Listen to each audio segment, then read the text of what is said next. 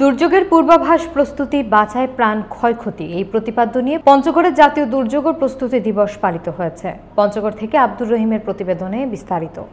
দিবসটি উপলক্ষে আজ সোমবার 10 মার্চ সকাল 11টায় পঞ্চগড় জেলা প্রশাসকের কার্যালয়ের সামনে থেকে জেলা প্রশাসনের আয়োজনে একটি বর্ণাঢ্য শোভাযাত্রা বের করা হয়। শোভাযাত্রাটি শহরের বিভিন্ন সড়ক প্রদক্ষিণ করে।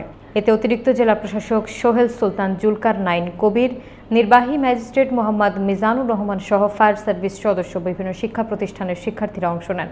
শোভাযাত্রা শেষে একই জায়গায় ভূমিকম্প এবং অগ্নিকাণ্ড বিষয়ক মহড়া প্রদর্শন করে ফায়ার সার্ভিসের কর্মীরা।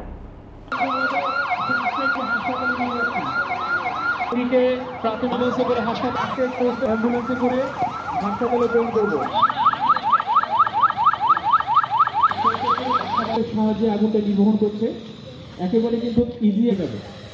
সিম্পলি একটা বিষয়, জোরে দাও,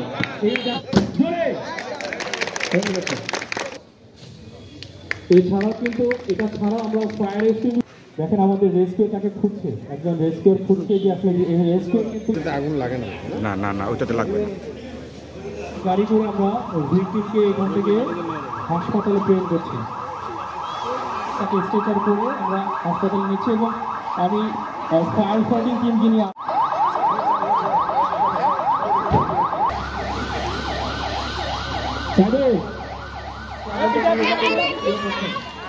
আমাদের ফায়ার ফাইটিং টিম মূলত সেটা নির্বহন করে ভালোভাবে নির্বহন না করে চলে এসছে, রান্নাঘর থেকে বেরিয়ে আসছে।